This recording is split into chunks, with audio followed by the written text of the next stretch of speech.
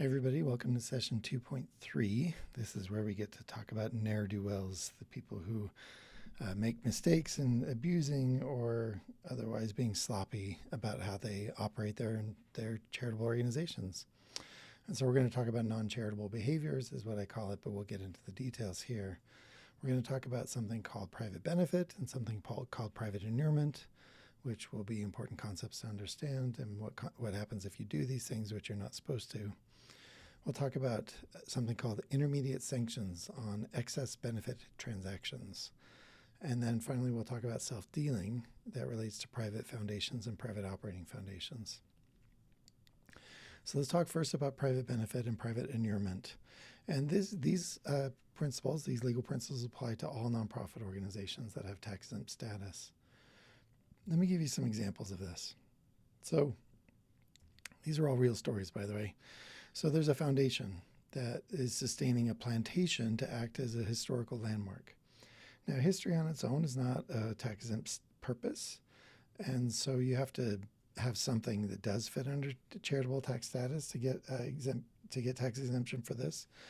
And so the foundation decided to claim an educational purpose. So they sustain this foundation.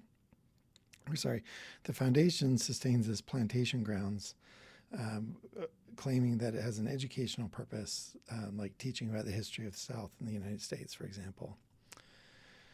Now, the problem here, or potential problem, is that the son of the founder lives on the plantation grounds rent-free. And and so you might look at that and go, oh, that's got to be automatically wrong. But that's not actually true.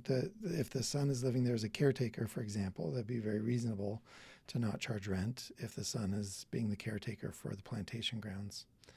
And so this is not wrong on its own.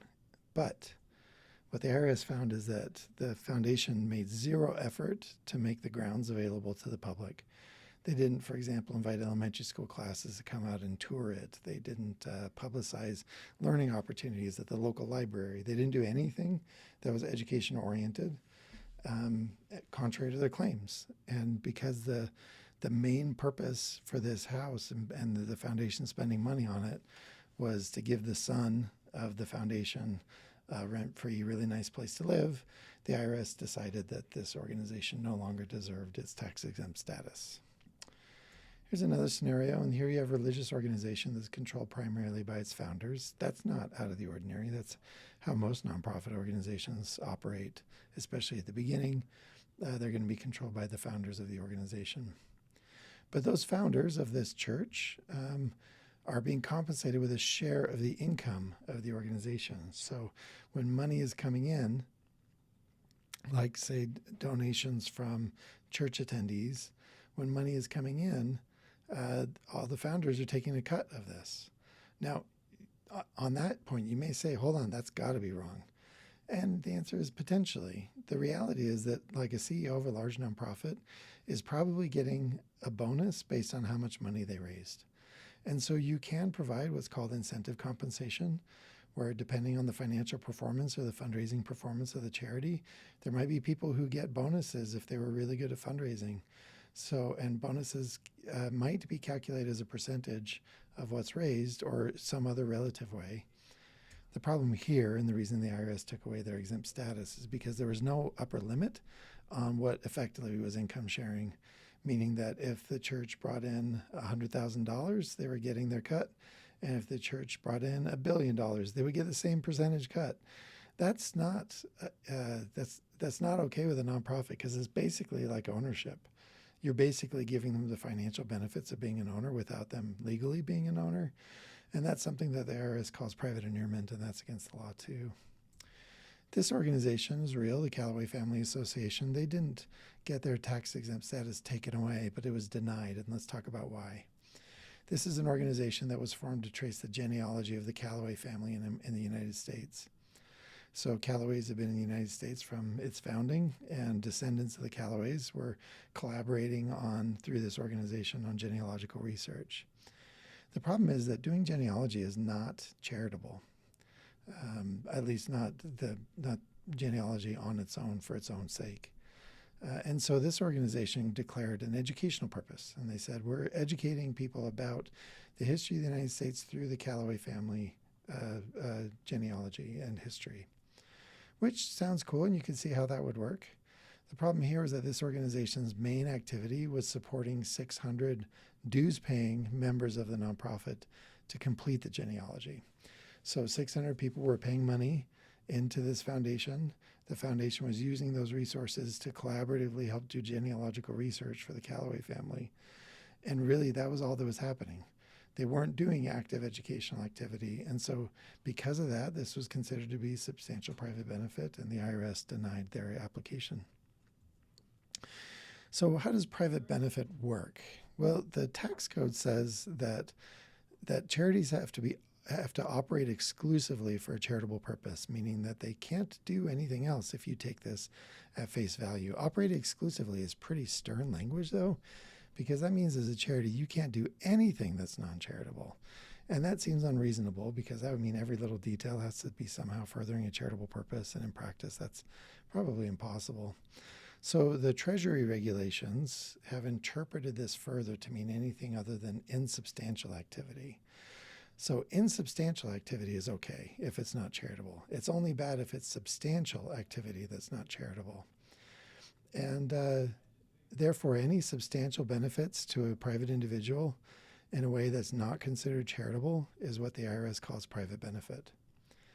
Now, here's the problem. You're wondering right now, what's the borderline between insubstantial versus substantial? And the IRS doesn't provide a specific threshold for substantiality.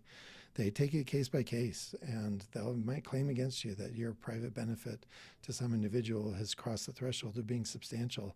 And then you have to look at the case history and see where the courts have decided what's substantial and what's not in the past. And so that's how private benefit works. So it's good to stay away from this as much as possible so you avoid running into that issue. Private inurement is a little bit different than private benefit. It's where we look mostly at the activity of insiders. We're going to see who has control or influence over the organization. We ask this question: is there any way that the organization's profits are guaranteed to go to an individual? That would be the example of that church in the second example I gave, where some of the profits were guaranteed to go to a person. Anything analogous to financial ownership is going to cause trouble with the IRS and be considered private inurement. So you got to be careful with that. So if we were to sort of draw a little circle here, private benefit is any substantial non-charitable purpose or activity, and private inurement is a specific kind of private benefit that is a financial equivalent to ownership. Okay, and we'll discuss this question in class. What's the difference? And why would we require this for tax-exempt status? Okay, topic number 2, excess benefit transactions and the intermediate sanctions we apply to them. Intermediate sanctions are a way for the IRS to impose a tax, a penalty tax, or they actually call it an excise tax, what are called excess benefit transactions. And so if you look at the language here, you're looking that anytime somebody was overpaid for something, okay, if a person was overpaid for something, that was an excess benefit, and now the IRS is going to impose an intermediate sanction. So a sanction you get is a penalty. Why is it called intermediate? Well, it's intermediate because it's not as bad as revoking tax-exempt status. If you're found that you've engaged in substantial private benefit, the only penalty that the IRS has available to them is to eliminate your tax-exempt status. And this is like setting off a nuclear bomb in response to a local skirmish. But it's the only tool that they have if it's private benefit.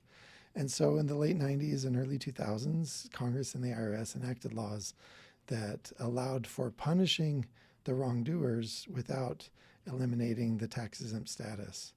And this is better too, because if you find an instance of substantial private benefit, like what we've been talking about before, there's no penalizing the person who got the benefit. It's only penalizing the nonprofit by revoking their exempt status. Here, with intermediate sanctions, we get to penalize the people who are involved in the shady dealings.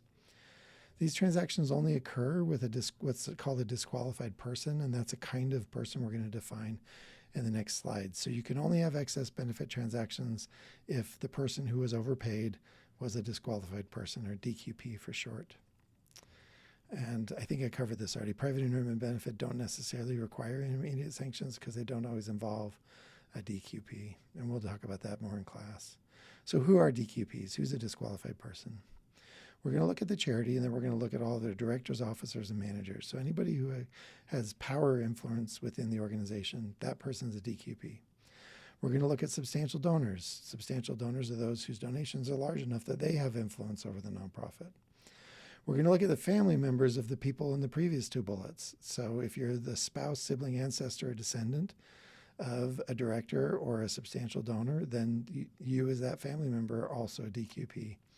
And then we're also going to look at companies that are held at least 35% by DQPs. So you might overpay a corporation for a service that they provided, and that corporation may be owned by a DQP. Well, that makes the corporation a DQP as well. And so we're going to take this idea of DQP, look at the people with influence and control, and then sort of stretch it out a little bit to include other places or ways or people with whom they might take advantage of that position of power. So what we do is if the IRS finds an intermediate sanction, they impose a penalty tax or an excise tax. And there are three that I want you to know about. The first is the disqualified person, the person who received the overpayment, has to pay back the overpayment, but then they also get a penalty of 25%. So however much they were overpaid, they have to give that back to the charity, and they have to pay a 25% penalty to the IRS. Whatever the excess benefit was, they have to pay 25% of that value to the IRS as a punishment. Any of the organization managers who participated in the excess benefit, this would be a board member who voted to approve it or something like that, they have to pay 10% of the excess benefit up to $20,000, which can be pretty expensive. And then the disqualified person, if they don't remedy the excess benefit, meaning they don't pay back what the overpayment was to the charity, and they don't do it within a year, then they have to pay another additional penalty of 200% of the total excess benefit. So you got to fix it. If you don't fix it, you get in trouble again. These can be very expensive for individuals. So how do you avoid this? Like, you really want to know how you avoid it. Well, one thing that's interesting about this law is that if the IRS accuses you of an excess benefit, then the court will assume that the IRS is telling the truth unless you can prove otherwise. You guys have heard the phrase innocent until proven guilty. Here, you're guilty if charged unless you can prove yourself as innocent. The exception to that is if you can avoid the burden of proof by bringing in what the IRS has established as a safe harbor. If you can show that the board approved the compensation, that was the overpayment, that in doing so they relied on comparable data, like looking at the market to see what was equivalent, and then they documented all of this, then the IRS now has the burden of proof. They have to show that it was too much money. If you didn't do these things, though, the IRS is assumed to be correct when they bring that charge against you. There are other things you can do too, though. You can identify all your DQPs to make sure that you're not overpaying any of them. When you negotiate with a disqualified person, you do it at arm's length, which means you treat them like you would any individual, not somebody close to the organization. If you do any loans, you document them and you have security for the loans, which means that there's collateral attached to the loan if they don't repay it. And then obviously having and following a conflicts of interest policy will help you avoid this problem. And then here are some additional questions we'll discuss in class, like including, should the business judgment rule protect against intermediate sanctions? It's an interesting question. All right, let's talk now finally about self-dealing. Self-dealing is an extra set of requirements, restrictions on behavior that apply only to private foundations and private operating foundations. And you may remember when we talked about these in session 2.2, we said that private foundations and private operating foundations have this higher self-dealing burden that they have to deal with. Well, let's define what that is. Self-dealing is a set of laws in the federal tax code that prohibits certain kinds of transactions with DQPs. And the forbidden transactions include selling, exchanging, or leasing property with them, either direction. Loans with them, either direction. Furnishing goods or services, either direction. Paying or compensation to a DQP, or otherwise benefiting a DQP within the organization's assets. Now, before, when we were talking about excess benefit transactions, we were talking about ways that people get overpaid for something. Here, we're talking about the transaction period. It doesn't matter the value of it. It could be that the DQP got underpaid, but if it's a foundation or private operating foundation, if it's either of those foundation types, then it's just going to be punished for the transaction period. It doesn't matter the value of the transaction, whether or not it was self-dealing. We're going to ban these transactions just by their nature. Now, the exception to the compensation rule is that you can pay a DQP for personal services, meaning services that they're providing personally, not somebody working for them. They obviously have to be reasonably compensated, and they have to be necessary to the charitable purpose of the organization. So, for example, if you have a DQP, if you have a foundation, you can pay board members for their time on the foundation. Like, you can pay them for their work, because serving on a board constitutes a personal service. Who are the DQPs with self-dealing? They're all the same as before, but we're not going to include siblings. Why the difference? I'm not sure. So, I mean, this is just the legal difference between self-dealing and excess benefit transactions. But the DQP rules are all the same, except that we don't include siblings of DQPs and make them also DQPs. So we punish these in a way that's very similar to excess benefit transactions. So we're going to punish the DQP for the self-dealing, and it's going to be 10% of the total value of the transaction. They also have to undo it. So let's say that a DQP had bought something of value from the foundation. They have to sell it back, and if they don't sell it back, then they are going to be in trouble later. But whatever the sale price of the thing was that they bought or sold is going to be punished to 10% of the value of that. We're going to punish the organization managers for their participation. It's going to be 5% of the total transaction up to $20,000. And then finally, if the DQP doesn't undo or remedy the situation, they don't sell back the property, for example, that they bought, we're going to penalize it at 200% of the total transaction. And remember, you've got a year basically to do that. And so in class, I'm going to stop here because in class we're going to walk through some examples of self-dealing, and I'm going to kind of give you guys a little practice quiz in class about whether or not something is self-dealing. And so with that, I will see you all in class.